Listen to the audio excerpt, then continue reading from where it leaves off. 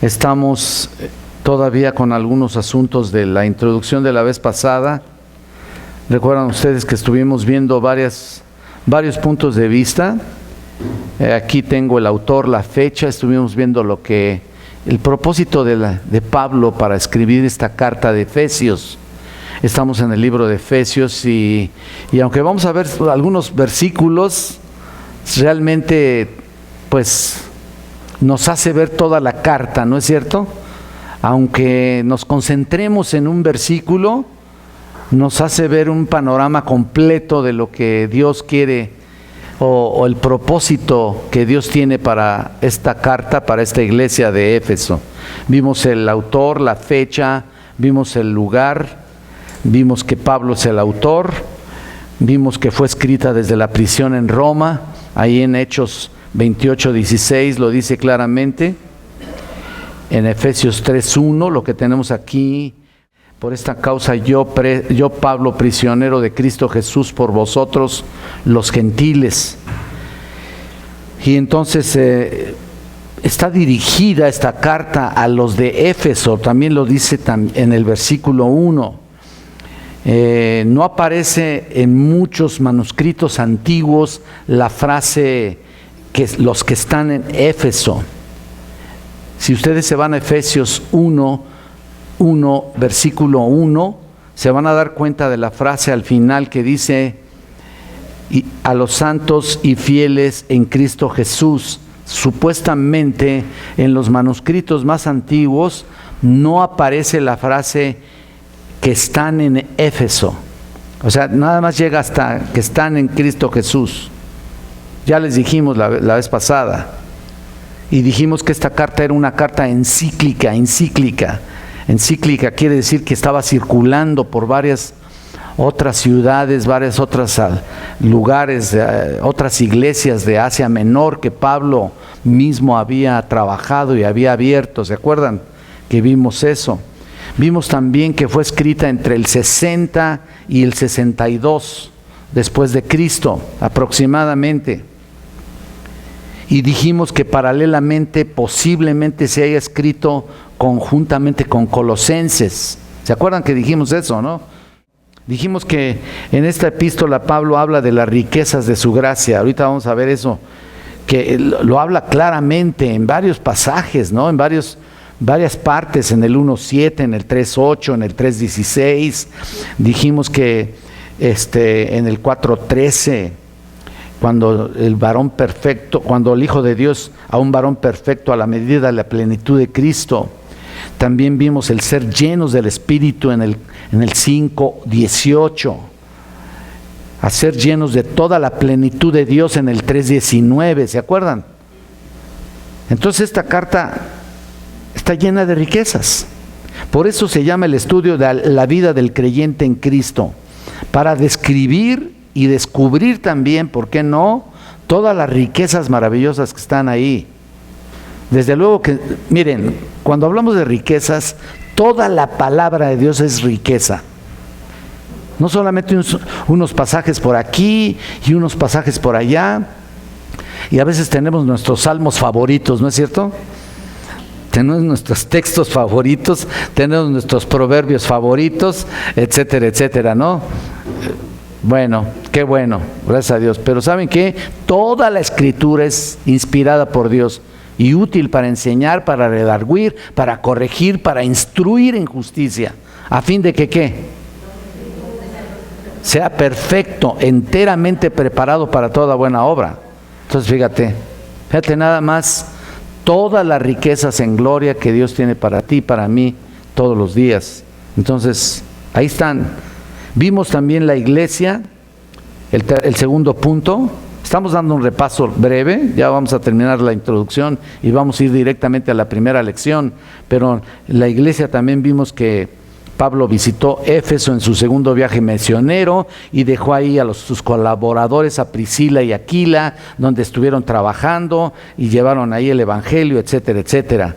Y vimos la carta también, que era esta carta, ya dijimos que era encíclica, pero también lo que estaba sucediendo ahí Bueno, Pablo escribió esta carta desde Roma, cuando estaba prácticamente custodiado, cuando estaba preso. Ahí lo ven en el 3:1 que ya lo leí. Entonces, en Hechos se registra cómo lo apresaron, cómo lo tomaron, cómo lo llevaron preso. Y bueno, hay muchas otras cosas y muchos detalles que vimos también la semana pasada. El tema también lo vimos la semana pasada, el tema básico de Efesios es la iglesia, el cuerpo de Cristo. Cristo es la cabeza. Dijimos que Él es el cuerpo que está constituido por judíos y gentiles. Ahí está rompiendo Pablo prácticamente la barrera que había entre judíos y gentiles. Recuerdan ustedes que si tú vas a Hechos, que es la fuente de información, se puede decir de inicios de todas las cartas de Pablo, ahí en Hechos aparece todos los hechos que se desarrollan en el transcurso de cuando los autores están escribiendo, en particular Pablo, ¿no? Y ahí está todos los elementos que se desarrollan en la vida de Pablo mientras escribe las cartas. Pero el tema básico de Efesios es el cuerpo de Cristo. Dijimos también que Efesios se enfoca en la doctrina básica de la iglesia, que es como función, en realidad cómo están funcionando los cristianos dentro de ella. ¿Qué funcionamiento debes tener tú cada día en tu vida particular? Esto es muy aparte, por supuesto, pero ¿cuál es el funcionamiento que debes tener como miembro del cuerpo de Cristo? Entonces, también vimos algo muy interesante. ¿Se acuerdan que vimos el misterio de la iglesia? Hay un misterio ahí que se dice.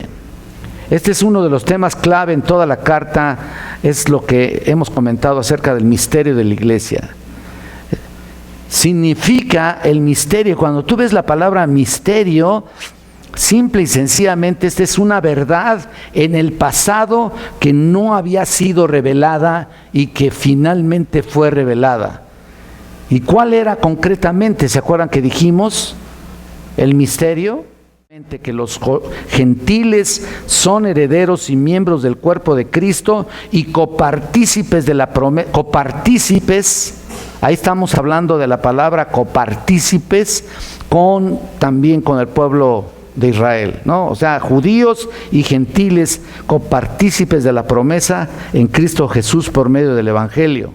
Entonces, judíos, gentiles por igual serían de ahí en adelante un solo cuerpo. ¿Se acuerdan que él mismo dice y remarca, ya no hay judío, ni griego, ni gentil, ya nada? Todos los cristianos en sí prácticamente hacen a un lado su nacionalidad, por decir así. Y nos convertimos en ciudadanos ¿de dónde? Del cielo, del reino de Dios, ¿no? Entonces ahí está la clave. Nada puede separarnos ya. O sea, si tú eres mi hermano, yo soy tu hermano, soy parte de ti y tú eres parte de mí, ¿me explico? Ahí está, qué maravilla. En otras palabras, tanto tienes obligación para conmigo, no estoy hablando como pastor, no. Estoy hablando como pastor, estoy hablando como miembro del cuerpo de Cristo, como creyente. Tanto tienes una obligación para conmigo como yo tengo una obligación para... Y no quiero, la palabra obligación no me gusta, ¿verdad? Tienes una responsabilidad para conmigo y yo para contigo. ¿Por qué? Porque somos todos miembros del cuerpo de Cristo. Ahí está, tan simple como eso, ¿no? Ahora, ahí en sus cuadernos, para terminar la lección, vimos, ahí nos quedamos pendientes 3 categorías. O sea, la iglesia se enfatiza como el cuerpo presente espiritual, terrenal de Cristo, no como una organización. Dijimos que la iglesia no es una organización, sino es un organismo vivo, compuesto de partes mutuamente relacionadas e interdependientes, es lo que estoy diciendo, ¿no? Entonces, cuando esto lo descubres, realmente ves que la manifestación que Dios hace de su verdad puede dividirse, y lo tienen en sus notas, en 3 categorías. Vamos a ver en la primera categoría. ¿A qué me refiero con esto? Vaya, ¿cuáles son nuestras responsabilidades hacia unos hacia con otros?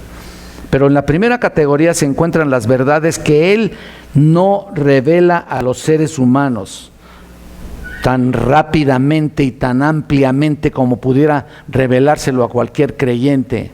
¿Por qué creen que tanta gente inventa? No, la Biblia se contradice. No, también inventan el hecho de que no, la Biblia la escribieron hombres. Bueno, la escribieron hombres, pero la Biblia fue inspirada, no los hombres. La Biblia, la palabra de Dios, la escritura fue inspirada por Dios y útil, ya lo vimos.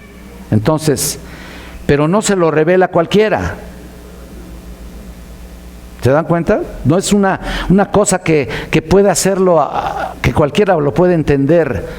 Ahorita lo vamos a ver, porque Deuteronomio 29, ustedes se acuerdan, las cosas secretas que pertenecen a Jehová nuestro Dios, más las ocultas. O sea, las cosas escritas es para nosotros, las secretas es para Dios. Entonces, su verdad sin límites está fuera del alcance de la mente finita del hombre. Realmente así es, para su percepción y comprensión. O sea, en su sabiduría, escuchen, lo voy a explicar mejor, en su sabiduría y en su soberanía, Dios ha decidido no revelar ciertas verdades, escuchen, ciertas verdades a hombre alguno en cualquier momento de la historia. Por eso ya les dije lo que inventan, ¿no? Esa es la primera categoría en cuanto a la revelación de Dios. La segunda categoría que tienen ustedes ahí en sus notas están las verdades de Dios que Dios ha elegido revelar a personas especiales a lo largo de la historia. Todos los hombres pueden conocer algo acerca de la naturaleza de Dios, ¿no es cierto? Pero no le conocen realmente a Él. No le conocen. Es impresionante, pero ellos pueden decir que conocen a Dios por ciertas manifestaciones, incluso hasta pueden decir ciertas revelaciones personales. Pero Dios ya se ha revelado. Entonces los hombres no pueden conocer a Dios tan profundamente como los que conocemos a Dios por medio de su Espíritu, ¿no es cierto? Si tú tienes el Espíritu de Dios, tienes una relación estrecha, profunda con el Todopoderoso, ¿no es cierto? Porque dice aquí en Romanos 1, 19 al 20, porque lo que de Dios se conoce les es manifiesto. Ahora déjame decirte, ese pasaje que voy a leer ahorita, Romanos 1 del 19 al 20, revela claramente que aunque no le conocen a Él personalmente, escucha esto, personalmente, tienen una idea panorámica de lo que es Dios. Por eso dice, porque lo que de Dios se conoce les es manifiesto, pues Dios se los manifestó porque las cosas invisibles de Él, su eterno poder y deidad, se hacen claramente visibles desde la creación del mundo, siendo entendidas por medio de las cosas hechas. En otras palabras, los hombres no tienen excusa por no conocer a Dios. Aquí está el universo, hay una creación por todos lados. ¡Wow! No pudo haberla hecho la naturaleza, o sea, no se pudo haber hecho sola. Esto tiene un diseño, tiene un creador, ¿no es cierto? Entonces, ningún hombre tiene excusa por no conocer a Dios. Y ¿sabes qué? Hay muchas personas que han visto el cielo, han visto el firmamento, se han quedado viendo lo que es el universo y se postran delante de Dios y le dicen: Señor, revélate a mi vida, por favor. Y Dios los lleva a conocer el Evangelio de alguna u otra manera. ¿Sabe por qué? Porque Dios es justo. y no deja ningún cabo suelto por ahí.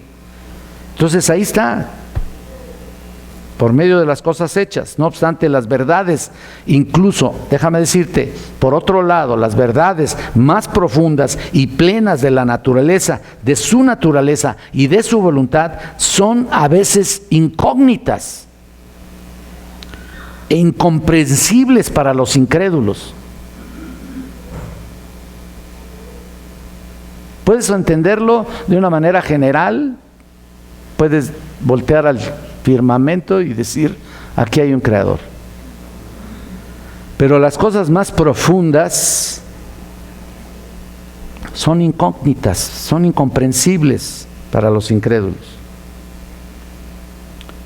Y nosotros tenemos el privilegio, esa es la vida del creyente en Cristo, tenemos el privilegio de conocerle profundamente. Y tenemos la oportunidad de profundizarnos en la única revelación que existe, su bendita palabra. Esto es lo único que tenemos y es lo más hermoso que existe sobre la tierra.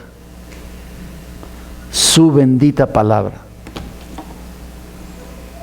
Y si no tienes tiempo de leerla en la semana, o si no tienes tiempo de escudriñarla, te pierdes grandes bendiciones. Bueno, vamos a la tercera categoría que dice ahí, se encuentran las verdades, las verdades que Dios mantuvo en secreto. Estamos hablando todavía del misterio, ¿no? Que mantuvo en secreto durante cierto periodo de tiempo, pero al final, en cierto sentido y sobre todo, básicamente puedo decir que después de que la iglesia nació, ahí en Hechos 2, básicamente en el día de Pentecostés nació la iglesia, no nació antes, como alguien pudo haber dicho. ¿Se acuerdan que les dije que hay quienes se atreven a decir que la iglesia nació cuando Cristo había sido traspasado? ¿Se acuerdan que la lanza fue traspasado aquí en un costado y que salió qué? Agua y sangre, ¿no? Hay comentaristas que dicen luego que de ahí nació la iglesia. Eso no es cierto. Nació exactamente cuando llegó el Espíritu Santo. Ahí comenzó. Pero hay verdades de Dios que han sido permanentemente ocultas por mucho tiempo, por largos siglos, que no se le dio a cualquiera una revelación plena, o sea, una intuición. Hay veces que tenemos un cierto tipo de forma de entendimiento especial que solamente te lo da el Espíritu de Dios. Pero esa forma de entendimiento especial solamente se le da a aquellos que verdaderamente están buscando las verdades del Señor en su palabra. No te la da por dártela. ¿Me explico? No es una situación que, ay, mira, te voy a dar todo este entendimiento, pero pues ¿qué va a hacer con él, no? Hay personas que pueden tener mucho entendimiento de la palabra, pero pues, ¿qué hacen con ella? ¿Qué hacen con todo ese entendimiento? Entonces Dios escoge por esos siervos de Dios en todo el mundo que están capacitados y calificados para entender las verdades escondidas, y ahí a través del estudio fidedigno de la palabra puedes comprenderlo, independientemente de lo que el Espíritu de Dios te ayuda, por supuesto. Entonces, ya les digo, se encuentran esas verdades que Dios mantuvo en secreto durante cierto periodo de tiempo, pero después las hizo manifiestas a su pueblo en el Nuevo Testamento. Aquí Dios da verdades nuevas para una era nueva, verdades que fueron desconocidas aún para los santos piadosos, ¿sabías? Fueron escondidas aún para los santos piadosos del Antiguo Testamento. Es más, mira, 3 años estuvieron los apóstoles con Jesucristo, ¿no? Y todavía ellos decían, pues ¿quién podrá entender todo esto? No se rascaban, ya me imagino, ¿no? Rascándose la cabeza. ¿Quién podrá entender? ¿Te acuerdas? No, pues si estas cosas son así, en otras expresiones, los apóstoles decían, no, pues entonces mejor ni hay que seguir, ¿no? Ahí está el punto. Ellos recibieron toda la información teórica y cuando llegó el Espíritu Santo fue la práctica en su vida. Se les amplió el panorama de una manera impresionante. Tú ves a un Pedro negándole, mira las epístolas. Tú ves a un Pablo, Saulo persiguiendo a los creyentes, ve las epístolas. Ve la transformación tan maravillosa, ¿no? Pero aún así hubo misterios en los santos del Antiguo Testamento que aún también permanecieron veladas para ellos. Ellos hablaban, pero te puedo asegurar que no sabían ni siquiera lo que estaban escribiendo y no sabían perfectamente, entendiendo plenamente lo que estaban haciendo ahí. Ciertamente lo decían porque sabían que era de parte de Dios, pero no era lo mismo como cuando permanentemente el Espíritu se queda en los corazones de los creyentes. Es distinto el panorama. El Espíritu de Dios, ¿se acuerdan? Dijimos que actuaba de una manera esporádica, ¿no? Decía, usaba a siervos y después ya no estaba. Una prueba tangible es lo que Pedro hizo, ¿no? ¿Te acuerdas? ¿Quién dicen que las gentes que sois? Dice el Señor. Y Pedro llega ahí muy, ¿no? Unos dicen que eres Elías, otros tal y tal. Y ustedes que dicen, tú eres el Cristo, el Hijo del Dios viviente, ¿no? Bienaventurado Pedro, que no te lo reveló ni carne y sangre, ¿no? Y aquel yo creo que ha de haber sentido, wow, man. ¿Y qué pasó 2 versículos después? Ay, que no te acontezca esto, Señor. Retírate, Satanás, le dijo. Entre 2 versículos de diferencia, 3 versículos de diferencia, le estaba diciendo una cosa y después le dijo otra. Entonces el Espíritu de Dios actuaba de una manera especial y luego se iba, hasta que llegó el día de Pentecostés, ¿no? Ya, eso ya lo sabemos. Pero las verdades y los misterios antes escondidas ahora son reveladas por Dios a través, ¿sabes de qué? Del nuevo pacto en Jesucristo. Ahora puedes entender bien las palabras de Dios. Esta es la categoría de verdad que Pablo revela con muchos detalles en el libro de Éfeso que vamos a estudiar.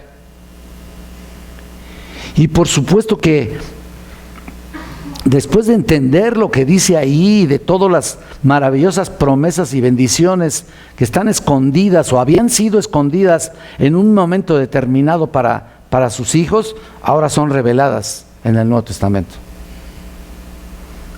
Algo maravilloso. Entonces, el conocimiento de ese misterio mencionado son las grandes riquezas que tú como creyente posees y que posiblemente no te habías dado cuenta. En serio. Vamos a la primera lección, hermanos, ¿ya? Ahora sí. Vayan, les invito a abrir las Biblias, por favor, a la epístola de Pablo, ahí en Efesios. Comenzamos a estudiar ahora sí, ya vimos un panorama general, pudiéramos decir que este es lo que hablamos la semana pasada y esta última parte fue apenas la introducción. Ahora sí vamos a estudiar esta epístola. Bueno, no, ya les dije que no toda la vamos a estudiar, pero sí vamos a tener que verla y observarla en algunos fragmentos muy importantes. Realmente estoy entusiasmado con ese estudio y en un sentido real estoy seguro de que se necesita la aplicación de los principios que se encuentran aquí escritos en este maravilloso libro, en esta maravillosa epístola. Este libro fue muy especial en su desarrollo, en el crecimiento, incluso, ¿saben para dónde? Para Grace Community Church en algún tiempo determinado. Ustedes recuerdan que decíamos que en los primeros 3 capítulos Pablo realmente había sido pura teoría, generalmente los comentaristas más fidedignos hablan de ciertos capítulos teóricos y otros prácticos. En otras palabras, los primeros 3 capítulos fueron o son realmente como una teoría, pero los otros 3 capítulos son la práctica. Lo mismo cuando aparece en Romanos, hasta el capítulo 11 son solamente teóricos. Y a partir del capítulo 12, 13, 14, 15 y 16 son prácticos. Bueno, la mayoría de los comentaristas lo dicen. Entonces, como les decía, así como fue de gran utilidad y de gran bendición allá este libro, también espero que sea de gran bendición para nosotros en nuestra iglesia. Esta epístola, cuando se ha enseñado, realmente uno puede comenzar con unos cuantos, pero cuando se enseña realmente a profundidad un poquito, te metes un poquito al texto bíblico y analizas un poquito más lo que dice la palabra de Dios en realidad, se vuelve algo expectante, fascinante.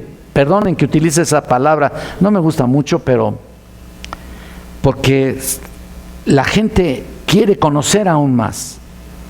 Crea en ti un sentido de hambre espiritual. Entonces, es maravilloso para nosotros. Desde luego, actualmente las iglesias están llenas, ¿no? Y hay muchas iglesias que están llenas. Y desgraciadamente, pero no para comprender la Escritura y buscar edificación. La iglesia ahora está llena porque hay muy buena música, ¿no? Y bueno, porque hay sanidades o hay milagros, etcétera, etcétera, o porque sencillamente es muy, muy grande y es espectacular. Pero nosotros lo que buscamos como iglesia es edificarles a ustedes y darles un ejemplo de nuestra propia vida y formar hombres y mujeres de Dios. Porque como dice la Escritura también en Efesios 4, a fin de perfeccionar a los santos para la obra del ministerio, para la edificación del cuerpo de Cristo. Bueno, 4:12, ¿verdad? Y ese es el punto, eso es lo que buscamos, que tú seas edificado. Y ese es el punto, el efecto que esta epístola ha tenido a través de la historia allá en Grace y que ha tenido o que debe tener en nuestra iglesia, debe reflejarse en tu misma vida, en tu propia vida. Y es lo que quiero en esta iglesia, y ha sido maravillosa, y queremos también que haga el efecto en nuestra comunidad, en nuestra iglesia, ver palpablemente lo que está pasando en tu vida interna.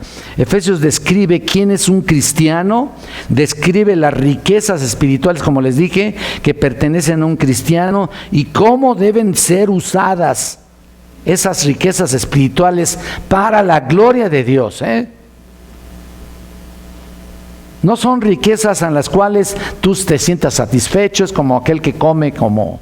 La palabra de Dios tiene que formar y hacer en ti un efecto doble. No solamente la recibes, pero también buscas la manera de compartirla. Y si tú me dices, pues ¿a dónde? Yo no soy pastor, no soy ministro, no soy esto. Bueno, ¿sabes dónde? Con tu familia. Que vivo solo, pues busca a quién, ¿no? No hay pretextos. Ese es el punto. Entonces, como parte de nuestra introducción, entonces me gustaría comenzar leyendo estos versículos del 1 al 3. Esta mañana no vamos a exponer exhaustivamente todo, pero vamos a referirnos a ellos, vamos a escudriñarlos más. Vamos a ver lo que dice Pablo. Dice Pablo, apóstol de Jesucristo, por la voluntad de Dios, a los santos y fieles en Cristo Jesús que están en Éfeso. Gracia y paz a vosotros, de Dios nuestro Padre y del Señor Jesucristo. Bendito sea el Dios y Padre de nuestro Señor Jesucristo, que nos bendijo con toda bendición espiritual en los lugares celestiales en Cristo Jesús. Hasta ahí. Solamente en estos 3 versículos podemos tener 4 puntos esenciales. Ustedes lo tienen ahí. Son las riquezas, obviamente las riquezas espirituales que Dios nos da y nos ofrece a cada creyente. 2, el misterio, que vamos a verlo aquí con mayor énfasis. 3, lo que habla de Pablo, del apóstol, y las designaciones. Bueno, en primer lugar vamos a ver las riquezas, aunque ya hablé un poquito de eso, pero déjame decirte, cuando vemos este versículo, nos bendijo con toda bendición espiritual. Mira, hay muchas cosas. Si perteneces a Cristo, escucha esto, si eres un creyente, si eres un cristiano genuinamente convertido, tú eres una persona que posee riquezas espirituales que aún ni siquiera es posible que hayas descubierto por ti mismo, que van mucho más que nuestra imaginación. Por eso dice en el versículo 3, en el capítulo 3, versículo 8, Pablo aquí les llama que estas riquezas son inescrutables. Inescrutables, 3:8, a fin de que vean al final los gentiles en el evangelio de las inescrutables riquezas de Cristo. ¿Lo viste? Al final. En otras palabras, no se puede ni siquiera averiguar. Son tantas las bendiciones espirituales y son tan grandes y tan vastas en sí que no se pueden indagar o averiguar tan simplemente así nomás porque sí. Increíble es eso, ¿no?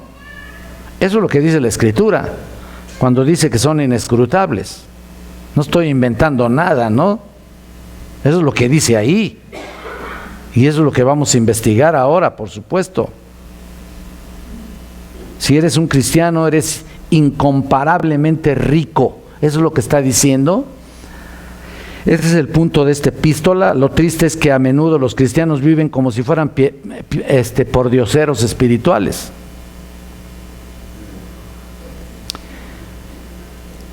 En serio. A veces decíamos en el pasado, a veces los cristianos andan todo el tiempo, es increíble, arrastrando la cobija por alguna otra razón, ¿no? ¿Por qué? Así andan los pordioseros, ¿no? Tienen vida nomás porque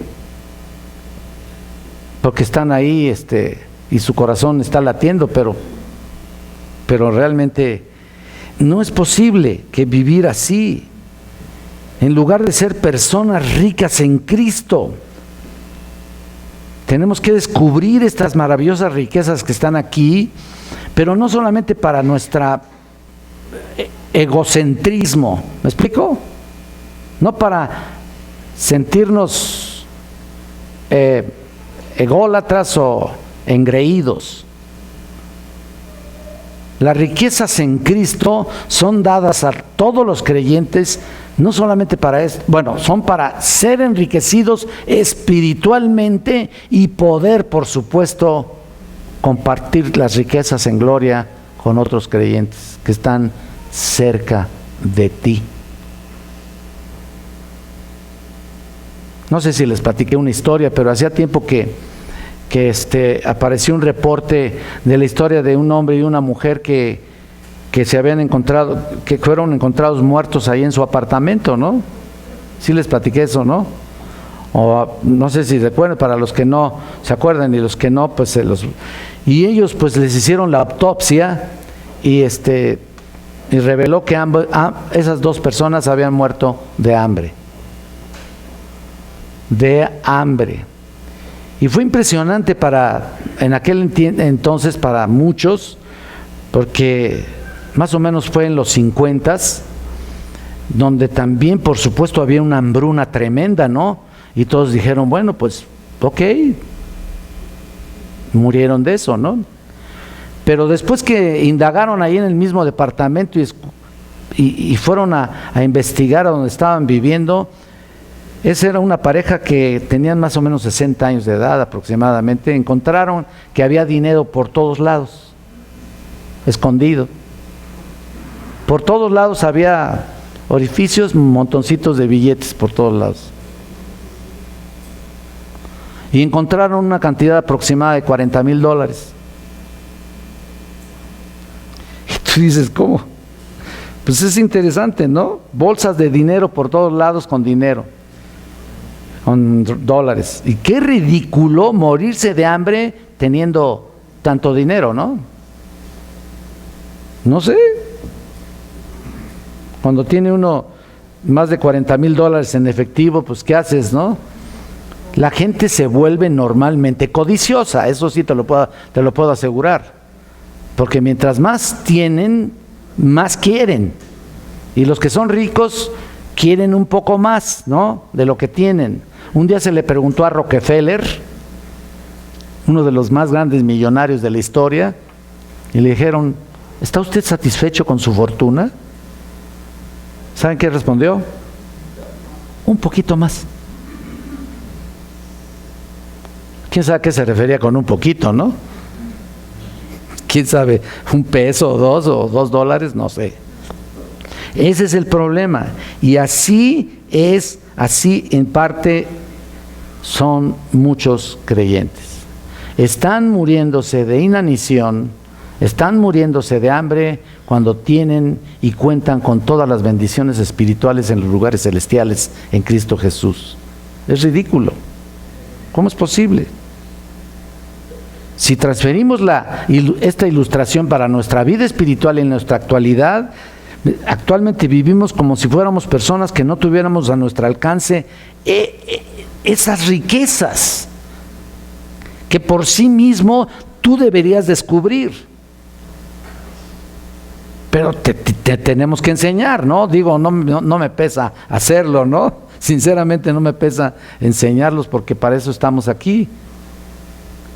Pero tú ya deberías descubrir todas esas riquezas espirituales y todo lo necesario para alimentarnos espiritualmente y experimentar lo que realmente somos, como dice en Romanos 8, que somos herederos de Dios. Fíjate nada más con esto, así sencillito.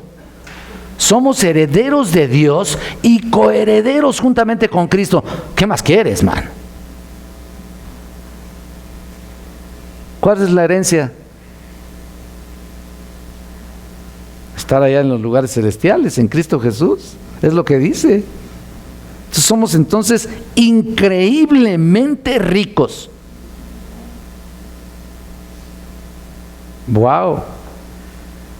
Infinitamente ricos. Y vivimos a veces como la pareja que les mencioné aquí, pero muriéndonos de malnutrición o de inanición espiritual y no haciendo uso de lo que está a nuestro alcance. No puede ser posible. Eso se debe a varias cosas, pero específicamente, ¿sabes a qué? Y no estoy queriendo insultar a nadie, ni estoy buscando regañar a nadie, ni nada, ¿no? Porque luego me dicen, ay, nos diste muy duro, ay, nos regañaste mucho. No estoy hablando de esto. Mira, cuando explico la palabra de Dios, siempre habrá quien le quede perfectamente el saco, pero generalmente debe ser a todos. Solamente hay quien se queja, ¿no? Y hay quien no se queja y la pechuga y dice, bueno, pues me aguanto, ¿no?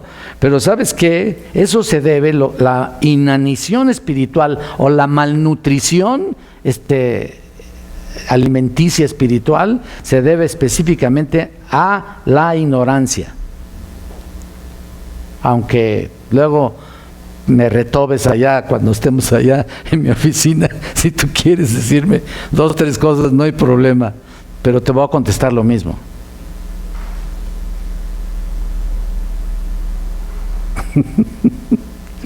Ignorancia, y también se debe a la falta de fe. Que es cierto que no es simplemente algo que Dios nos dice, sino que es una realidad. Estamos estudiando la esencia de Efesios, los aspectos más importantes. Efesios fue escrito para cristianos que no entienden que las riquezas son suyas en Cristo Jesús. No lo entienden. Fue escrito para el cristiano que se está muriendo de hambre y tiene un festín a su disposición.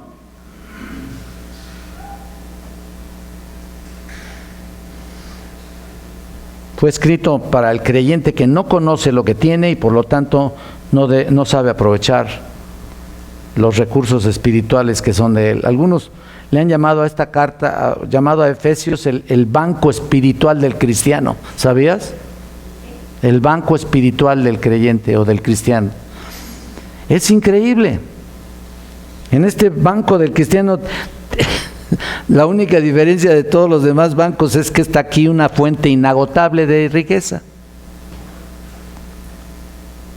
Que prácticamente tú puedes llenar tu cheque en blanco, o sea, te dan un cheque en blanco y tú lo llenas. Por decir así, ¿no? Hay fondos inagotables y eso es interesante. Podemos llenar cuantos cheques queramos por la cantidad que quieras, no importa. Y nunca nuestros recursos espirituales van a disminuir. Entonces eres multimillonario, ¿no? Entonces, eso no sucede en el orden material, obviamente. Como puedes ver y entender, esta verdad de la que estamos hablando es vital para la salud de un cristiano, ¿no es cierto? Esto es muy distinto a lo que en las iglesias les hacen creer a las personas. No, tú ven a dar esta ofrenda y se te va a multiplicar. Entonces la gente dice, bueno, entonces ¿por qué estoy tan amolado, no? Y se convierte en una presión hacia la gente para que dé más allá de lo que ni siquiera puede. ¿Con el interés de qué? De regresar, de recibir, ¿no? Y todo sucede, ni recibe. Y si es cierto, es verdad en cierto sentido de que tú das y el Señor te da. Pero hay una cosa importante, todo le pertenece a Él, número uno. Número dos, tú no das con ese interés, porque dice la Biblia, cada quien dé como que propuso en su corazón. Ahora, ¿quién sabe cómo esté tu corazón, no?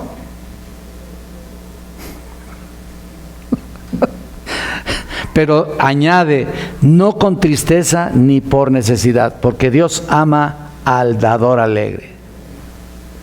Entonces, tú no lo des da la ofrenda sin ningún interés y Dios es fiel, porque dice la Biblia, aun cuando fuéramos infieles, Dios permanece ¿qué?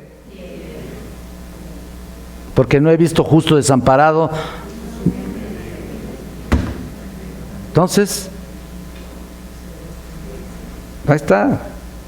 Entonces, aquí no estamos hablando de eso, estamos hablando de cosas espirituales, bendiciones espirituales, la salud espiritual de todo creyente y por consecuencia vivir una vida victoriosa en medio de un mundo que está acostumbrado a pecar de una manera normal, a mentir. ¿No hay mentiras por todos lados?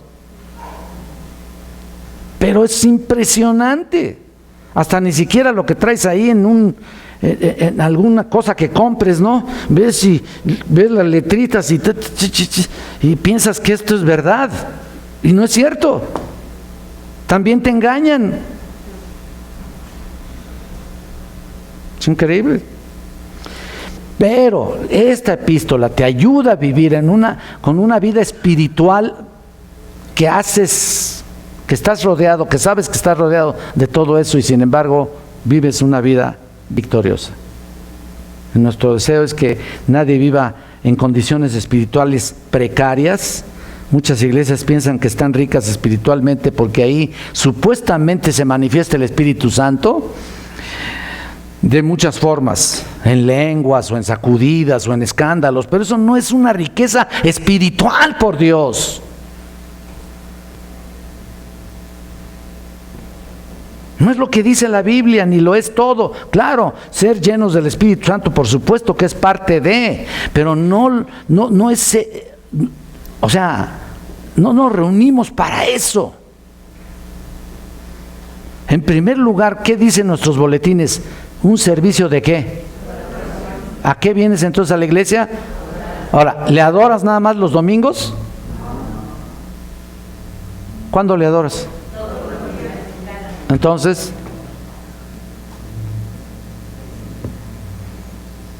esta gente no conoce más que eso. No han experimentado un pleno conocimiento de la palabra de Dios, por eso están pobres espiritualmente y lo quieren sustituir con todo tipo de emocionalismos para tratar de llenar esa vaciedad impresionante en sus vidas, porque tampoco tienen líderes capaces de saber alimentar el rebaño como debe ser. Nosotros como pastores, nuestra principal ministerio es alimentar, por eso es pasto, pastores, te damos el pasto hacia las ovejas, ¿no es cierto? Y tú lo comes. Ahí está. Entonces muchas iglesias desgraciadamente tienen una condición precaria, una condición espiritual nefasta. Se están muriendo realmente de hambre, pero creen que tienen alimento. No, esas iglesias necesitan ser alumbrados de su entendimiento, como dice aquí, vean en el 1:17,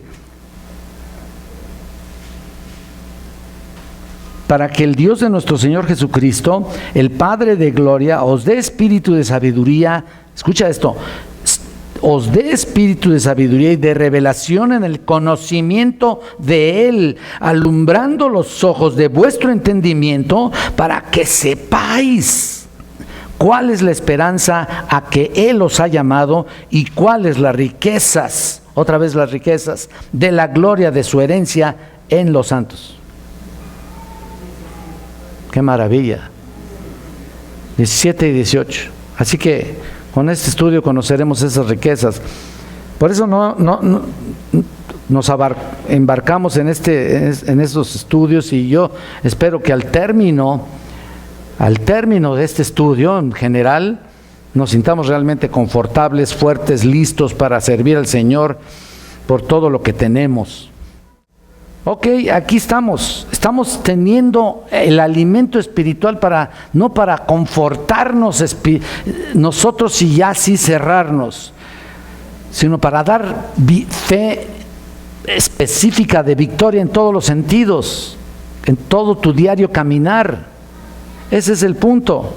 Por ejemplo, observen cómo Pablo una y otra vez menciona estas ideas de las riquezas y plenitud, aparte de lo que leímos. Claro que no vamos a tocar todos los versículos. Leímos ya el capítulo 1, versículo 3, que Él nos ha bendecido en toda la bendición espiritual en lugares celestiales en Cristo Jesús, y ahí está el creyente, y esa es la posición. El Señor nos dice que nos ha bendecido con eso. Y mira lo que dice en el 1:7, nos dice que tenemos en Él redención mediante su sangre, el perdón de nuestros pecados según las riquezas de su gracia. ¿Lo estás viendo? Otra vez, riquezas de su gracia. Y mira lo que dice en el capítulo 3, versículo 8.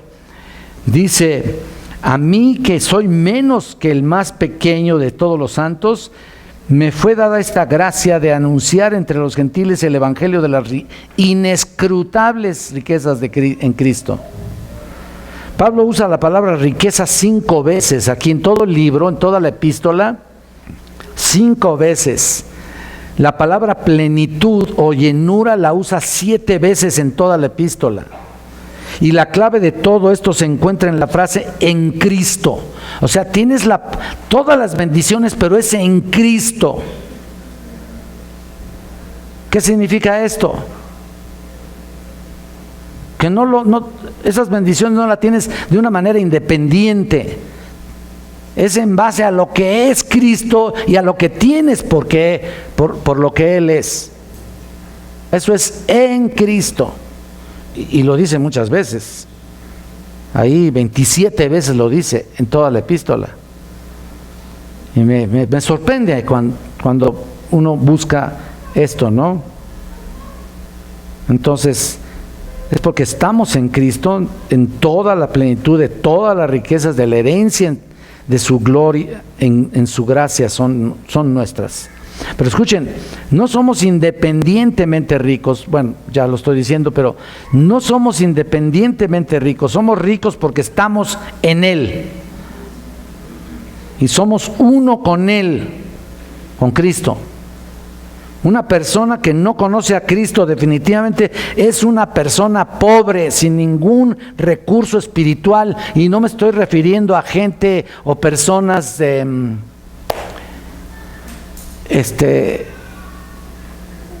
con recursos emocionales, espirituales. No me estoy refiriendo a esa gente. Me estoy refiriendo a personas que son realmente ricas en Cristo cuando están realmente teniendo la fuente inagotable de vida que solamente se encuentra en la palabra. Nada más aquí. Pero un creyente es una persona que tiene todo lo que a Cristo le pertenece. Es nuestro. Tal vez en resumen de la idea de plenitud y riqueza señala en el capítulo 3, versículo 19. Ya termino con esto. Mira lo que dice ahí.